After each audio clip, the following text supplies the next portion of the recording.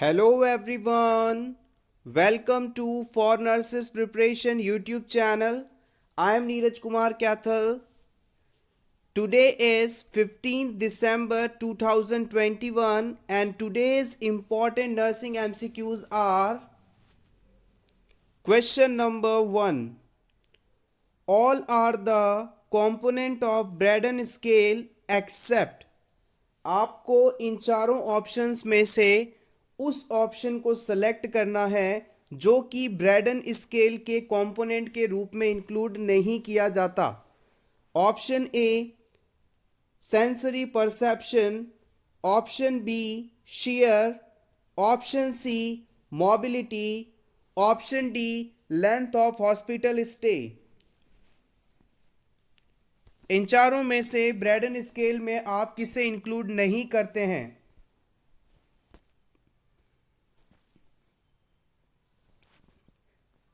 The right answer is option D. Length of hospital stay is not a component of Braden scale. आइए Braden scale के बारे में जान लेते हैं, इसके कंपोनेंट्स के बारे में जान लेते हैं।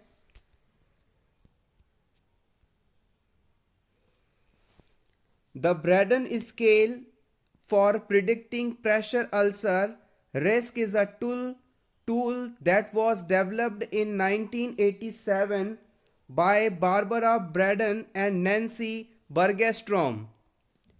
ब्रैडन स्केल क्या है? किसी भी पेशेंट में प्रेशर अल्सर डेवलप होने का रिस्क एस्टिमेट करने का एक तरीका है।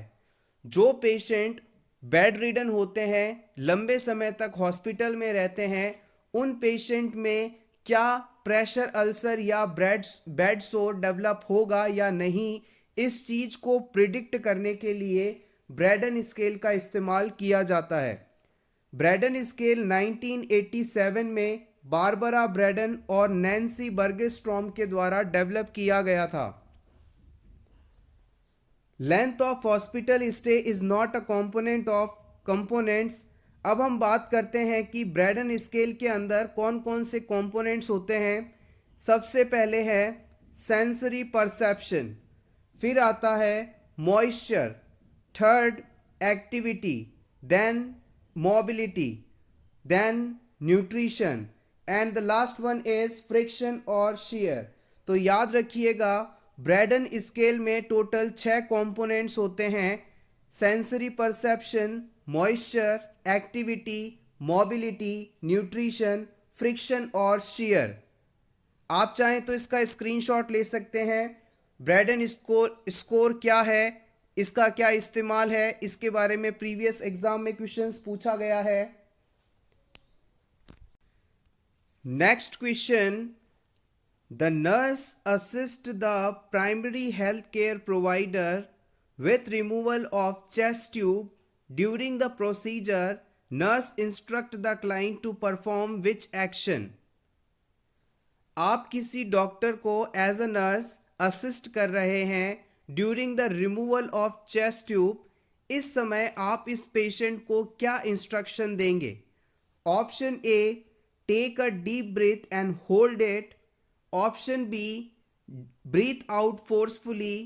Option C, breathe normally. Option D, inhale deeply.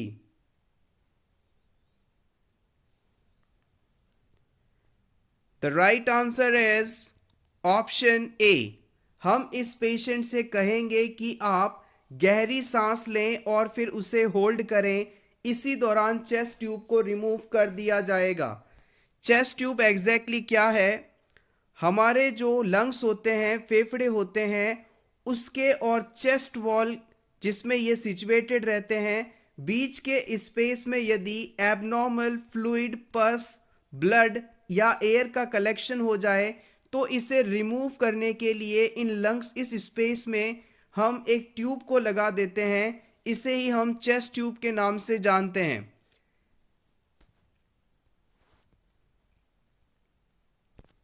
Question number 5. A major goal of restraining the patient is to prevent. Hospital में जब पेशेंट को रिस्ट्रेन किया जाता है, बांधा जाता है तो उसका मेजर गोल क्या होता है, उसका मुख्य उद्देश्य क्या होता है? ऑप्शन ए फॉल से बचाना, ऑप्शन बी वायलेंस से रोकना, ऑप्शन सी प्रेशर सोर्स से बचाना, या फिर option D all of the above. What is the major goal for restraining a patient? The right answer is option A. ज़्यादातर रिस्ट्रेनिंग का पर्पस पेशेंट को fall से बचाना है। मान लीजिए कोई सेमी कॉन्शियस पेशेंट है, उस पेशेंट को आपने बेड पर छोड़ा, थोड़ी देर बाद वो उठने की कोशिश करता है और अचानक गिर जाता है, तो उससे फर्दर इंजरी हो सकती है। इस प्रकार की इंजरी से बचाने के लिए, फॉल से बचाने के लिए हम रिस्ट्रेनिंग प्रोसीजर का इस्तेमाल करते हैं। Next question, cleaning of thermometer need to be done in direction after taking temperature. Temperature लेने के बाद थर्मामीटर को किस डायरेक्शन में क्लीन किया जाता है? Option A bulb to stem, option B stem to bulb, option C midway between stem and bulb to stem, option D midway between stem and bulb to bulb.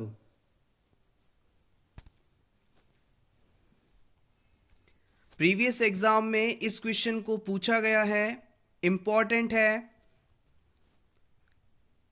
The right answer is option B. Temperature लेने के बाद हम stem to bulb area में या direction में thermometer को clean करते हैं। आइए इसके बारे में और अच्छे तरीके से जान लें। आपकी स्क्रीन पर एक रफ थर्मामीटर का मैं डायग्राम बना रहा हूँ। अब कॉन्सेप्ट ये रहता है कि जो एरिया कंटेमिनेटेड ज़्यादा है उस तरफ आपको आखिरी में साफ करना है, या यूं आप इसे समझ सकते हैं more clean area to less clean area. जो हिस्सा ज़्यादा साफ है उसे पहले क्लीन करेंगे और जो कम साफ है उसे बाद में क्लीन करेंगे। जब आप पेशेंट का टेम्परेचर लेने जा रहे होते हैं, यानी थर्मामीटर अभी यूज़ किया हुआ नहीं है, तो इस सिचुएशन में आप बल्ब टू स्टेम डायरेक्शन में क्लीन करेंगे। ये थर्मामीटर का बल्ब वाला पार्ट है और ये पीछे वाला पूरा स्टेम वाला हिस्सा कहलाता है। तो टेम्परेचर लेने से पहले जो थर्मामीटर की क्लीनिंग डायरेक्शन होगी वो बल्ब से स्टेम की तरफ होगी, और टेम्परेचर लेने के बाद जो बल्ब वाला ये हिस्सा है पेशेंट के ओरल कैविटी या एक्जिला वाला एरिया इससे टच में आता है, तो ये मोर कंटेमिनेटेड हो जाता है। तो टेम्परेचर लेने के बाद जो क्लीनिंग की डायरेक्शन होगी वो स्टेम टू बल्ब होगी, स्टेम टू बल्ब डायरेक्शन में। Question number 7, commonly used solution for mouth care include. इन चारों ऑप्शंस में से आपको उस ऑप्शन को सेलेक्ट करना है जो कि माउथ केयर के लिए इस्तेमाल किया जाने वाला सॉल्यूशन हो। Option A KMnO4 1:5000, option B hydrogen peroxide 1:8, option C sodium chloride 1 teaspoon to 1 pint of water, या फिर option D all of the above. Mouth care के दौरान किसे इस्तेमाल करेंगे आप? The right answer is option D. Mouth care के लिए हम KMnO4 1:5000, hydrogen peroxide 1:8 and sodium chloride 1 teaspoon to 1 pint of water का इस्तेमाल कर सकते हैं। Question number 8, number of antenatal visits should be at least. Antenatal period में minimum कितनी विजिट्स होनी चाहिए? The right answer is option C. Minimum 4 visits antenatal period में होनी ही चाहिए। Option C correct. Next question, the nurse is assisting in assessment of patient with abdominal pain. आप किसी ऐसे पेशेंट के असेसमेंट के दौरान असिस्ट कर रहे हैं एज अ नर्स जिसे एब्डोमिनल पेन हो रहा है। Why should nurse ask about the medication the client is taking. इस पेशेंट से एज अ नर्स आप पूछते हैं कि आप कौन सी मेडिसिन ले रहे हैं। इस क्वेश्चन के पीछे क्या रीज़न है, एक बार फिर से इस क्वेश्चन को समझ लीजिएगा। एक पेशेंट एब्डोमिनल पेन की कंप्लेन के साथ हॉस्पिटल में आता है। असेसमेंट के दौरान नर्स उससे पूछती है कि आप कौन सी मेडिसिन ले रहे हैं, तो इसके पीछे क्या रैशनल है, क्या रीज़न है, ये क्वेश्चन क्यों पूछा जाता है। आपके ऑप्शंस हैं, option 1, interaction between medication can be identified. Patient के द्वारा जो मेडिसिन ली जा रही हैं उनमें किसी भी प्रकार का इंट्रैक्शन तो नहीं हो रहा, इस चीज़ को आइडेंटिफाई करने के लिए। Option B, various medication taken by mouth can affect the alimentary tract. Mouth से ली जाने वाली कई मेडिसिन ऐसी होती हैं जो कि हमारी एलिमेंट्री ट्रैक्ट या इंटेस्टाइनल म्यूकोसा को इरिटेट कर देती हैं, उन्हें आइडेंटिफाई करने के लिए। या फिर option C, this will provide an opportunity to educate the patient regarding the medication used. ये क्वेश्चन पूछकर हम पेशेंट को मेडिसिन कैसी लेनी है इसके बारे में प्रॉपर एजुकेट कर सकें। या फिर option D, the types of medication might be attributable to an abdominal pathology not already identified. या फिर हम उस मेडिकेशन को आइडेंटिफाई कर सकते हैं जिसकी वजह से पेशेंट को कोई और नई प्रॉब्लम डेवलप हो रही है जो उसे पहले नहीं थी। सेलेक्ट कीजिएगा आपका ऑप्शन और कमेंट सेक्शन में ज़रूर अपना आंसर पुट कीजिएगा।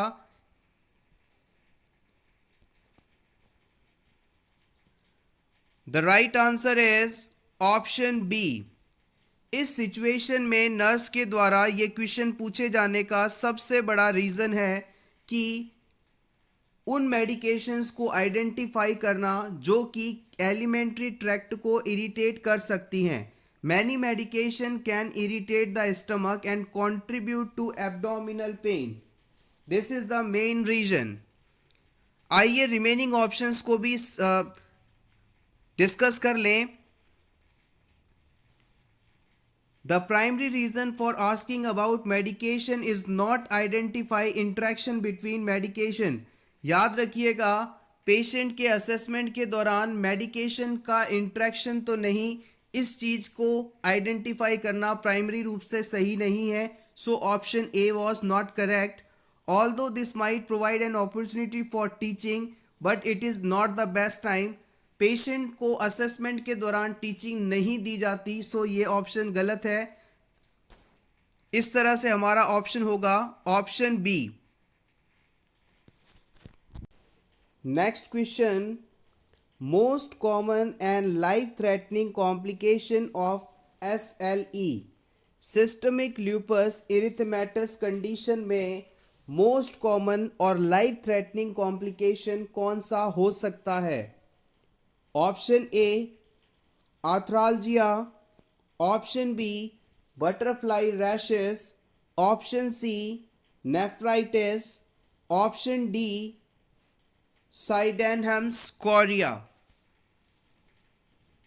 गौर कीजिएगा, यहाँ पर most common life threatening complication पूछा जा रहा है सिस्टमिक ल्यूपस इरिथेमेटस कंडीशन में। अगर आपका आंसर यहाँ पर बी ऑप्शन हो रहा है तो मैं आपको बता दूं ये सही नहीं है। इसके अलावा ए, सी और डी में से आप सेलेक्ट कीजिएगा, बिकॉज सिस्टमैटिक ल्यूपस इरिथेमेटिस कंडीशन में बटरफ्लाई रैशेस पाए जाते हैं। पेशेंट के चेहरे पर तितली जैसे आकार का रैश पाया जाना, जनरली जो कि नोज ब्रिज पर पाया जाता है, इसे हम इस फाइंडिंग से हम SLE को आइडेंटिफाई कर सकते हैं, लेकिन ये most common life threatening complication नहीं है। The right answer is option C. Patient को यदि SLE है तो उसमें नेफ्राइटिस नामक लाइफ थ्रेटनिंग कॉम्प्लिकेशन डेवलप हो सकता है। आइए इसके बारे में जान लें, क्या है ये। SLE is known as lupus arthritis, in which proliferative nephritis can cause scars to form in the kidneys, so that these scars damage kidneys, resulted kidneys inflammation, and may lead to blood in the urine, hypertension, impaired kidney function, and later CKD. अगर patient को systemic lupus इरिथेमस condition है तो इस patient की kidney के अंदर scar का formation होगा। पेशेंट की किडनी में स्कार का फॉर्मेशन होने लगेगा और इस स्कार फॉर्मेशन की वजह से किडनी में इन्फ्लामेशन होगी और इन्फ्लामेशन के कारण यूरिन में ब्लड आने लगेगा। पेशेंट को हाइपरटेंशन हो सकता है, किडनी फंक्शंस इम्पेयर्ड हो सकते हैं और फाइनली पेशेंट को क्रॉनिक किडनी डिजीज हो जाएगा। एक बार फिर से इसे रिवाइज कर लेते हैं। अगर किसी पेशेंट को सिस्टमिक ल्यूपस इरिथेमेटस नामक कंडीशन है तो उसकी किडनी में स्कार का फॉर्मेशन होगा और इस कंडीशन को हम नेफ्राइटिस के नाम से जानते हैं।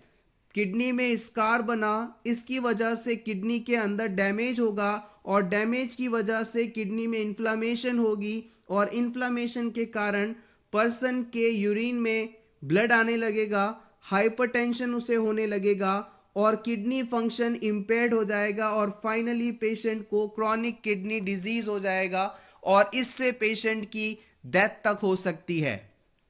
आप चाहें तो इसका स्क्रीनशॉट ले सकते हैं। काफी बेसिक और इंपॉर्टेंट क्वेश्चन है ये। Next question, which colour of light has longest wavelength? इन चारों में से कौन सी लाइट का जो वेवलेंथ है वो सबसे लंबा होता है? लॉन्गेस्ट वेवलेंथ को सेलेक्ट करना है आपको। Option A violet, option B blue, option C red, option D green. Which color light has longest wavelength? The right answer is option C. जो रेड कलर की रोशनी होती है उसे हम बहुत दूर से देख सकते हैं क्योंकि उसका जो वेवलेंथ होता है वो बहुत ज़्यादा होता है। सो इस तरह से आप याद रख सकते हैं। Option C is correct here.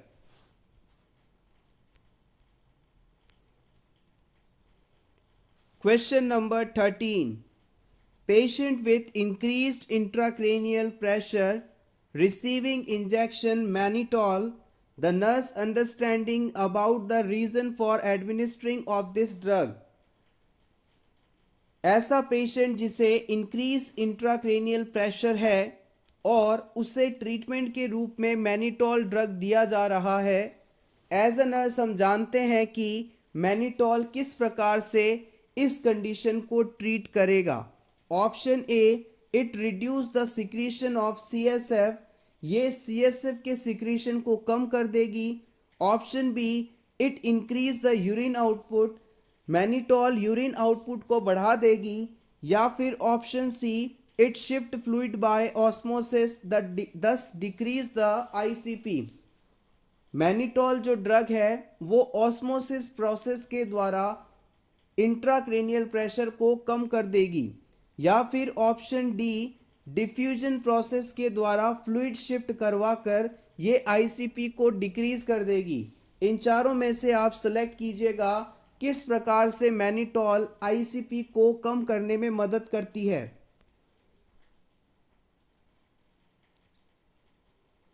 The right answer is option C. सबसे पहली और बेसिक बात, ऑस्मोसिस और डिफ्यूजन ये दोनों ही किसी भी सेमी परमिएबल मेम्ब्रेन से फ्लूइड के मूवमेंट, फ्लूइड या कंपोनेंट के मूवमेंट का प्रोसेस है। अगर हम किसी गैसियस मॉलिक्यूल या सब्सटेंस लाइक प्रोटीन आदि को एक जगह से दूसरी जगह पर या मेम्ब्रेन के दूसरी तरफ पहुंचाते हैं तो ये प्रोसेस डिफ्यूजन कहलाती है। और यदि कोई लिक्विड हाई कॉन्सेंट्रेशन से लो कॉन्सेंट्रेशन की तरफ मूव कर रहा है तो ये घटना ऑस्मोसिस कहलाती है। तो यहाँ पर अब आप समझ गए होंगे ऑप्शन सी को क्यों सही माना गया है। ऑस्मोसिस प्रोसेस के द्वारा जो मैनिटोल ड्रग है वो हमारे ब्रेन में मौजूद एक्स्ट्रा सीएसएफ को शिफ्ट करवाकर इंट्राक्रेनियल प्रेशर जो कि काफ़ी बढ़ चुका है उसे कम कर देती है। इसलिए यहाँ पर ऑप्शन सी सही माना जाएगा। Mannitol is a drug of osmotic diuretic. It reduces the ICP by decreasing the cerebral oedema. ये सेरिब्रल एडिमा को कम करवाकर आईसीपी को रिड्यूस करवा देती है। Question number 14, collection of lymph fluid in the pleural space. अगर किसी पर्सन के प्लूरल स्पेस में लिम्फ फ्लूइड कलेक्ट हो जाता है तो ये क्या कहलाएगा। Option A haemothorax, option B pneumothorax, option C chylothorax, option D none of the above. Collection of lymph in the pleural space. Chest wall और लंग्स के बीच में प्लूरल स्पेस पाया जाता है। The right answer is option C, it is called chylothorax. It is called chylothorax. आइए इसके बारे में जान लें। Collection of lymph fluid in pleural space is called chylothorax. जहां कहीं भी आपको काइलो प्रीफिक्स दिख जाए तो इसका मतलब आप समझ जाइएगा यहाँ पर लिम्फ की बात हो रही है। लिम्फ जो है वाइट कलर का लिक्विड होता है। काइलोथोरैक्स और Kyle leak is a type of pleural effusion resulting lymph formed in the digestive system called chyle accumulating in pleural cavity due to either disruption or obstruction of thoracic duct। thoracic duct में obstruction के कारण अगर ये lymph जो है Kyle जो है वो अगर प्लूरल स्पेस में आ जाए तो ये घटना काइलोथोरैक्स कहलाती है। आप चाहें तो इसका स्क्रीनशॉट ले सकते हैं आपके रिवीजन के लिए। Next question, milking of drainage tube will create. अगर किसी ड्रेनेज ट्यूब में मिल्किंग किया जाता है तो उससे क्या होता है। Option A it will create negative pressure, option B positive pressure, option C occlude the tube, option D none of the above. Milking of drainage tube will create.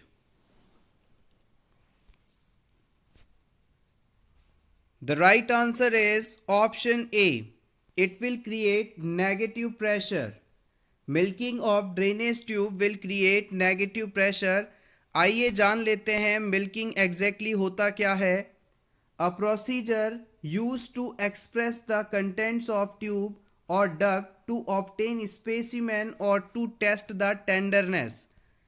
किसी भी ट्यूब या डक्ट से स्पेसिमेन को लेना या फिर tenderness को check करना मिल्किंग कहलाता है। और जब भी हम ऐसा करते हैं तो नेगेटिव प्रेशर क्रिएट किया जाता है जिससे कि उस ट्यूब या डक्ट से हम स्पेसिमेन ले पाते हैं। Next question, for managing haemothorax ICD is inserted in patient, continuous bubbling in water seal indicate. किसी पेशेंट में हीमोथोरैक्स कंडीशन है और उसे मैनेज करने के लिए इंटरकोस्टल ड्रेनेज ट्यूब या चेस्ट ट्यूब लगी हुई है। इस पेशेंट में कंटिन्यूअस बबलिंग देखी जा रही है वाटर सील चैम्बर में। तो इससे हम क्या अंदाज़ा लगाएंगे।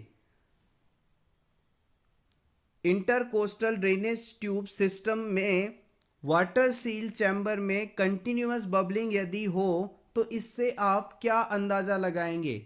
Option A, it is a normal finding. Option B, it is indicate air leakage.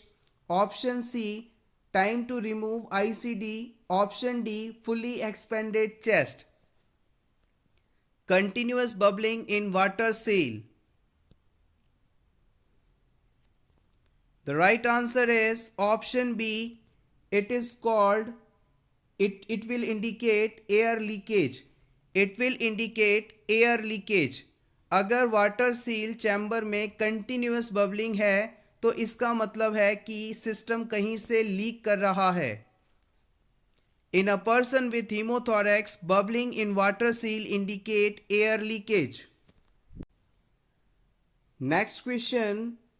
Which of the instructions are most appropriate to be provided by the nurse to a patient undergo cataract surgery?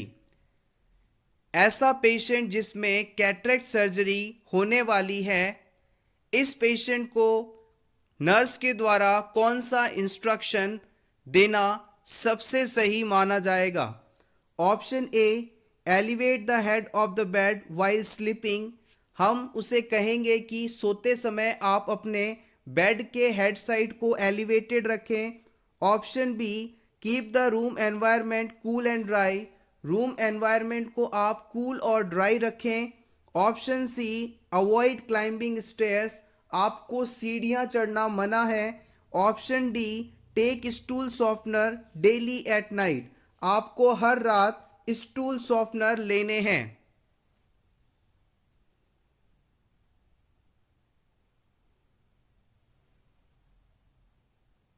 The right answer is option A. हम इस patient से कहेंगे कि surgery के बाद आपको जो bed का हेड एंड है उसे हल्का सा एलिवेट रखना है, हल्का सा ऊपर रखना है, ताकि आइस में किसी भी प्रकार का प्रेशर ना हो. Post operative instructions are avoiding constipation, elevate head of the bed 30 to 45 degrees, wipe eye drainage with sterile wet cotton ball from inner to outer canthus, avoid eye straining like sneezing, coughing, bending, vomiting, lifting heavy objects and etc. हमें operation के बाद cataract वाले patient को ये सभी instructions देने हैं, जिसमें सबसे पहला है कि उसे कॉन्स्टिपेशन डेवलप नहीं होने देना है. उसे स्टूल सॉफ्टनर्स का इस्तेमाल करना है ताकि स्टूल पास करते समय उसे स्ट्रेनिंग ना करना पड़े.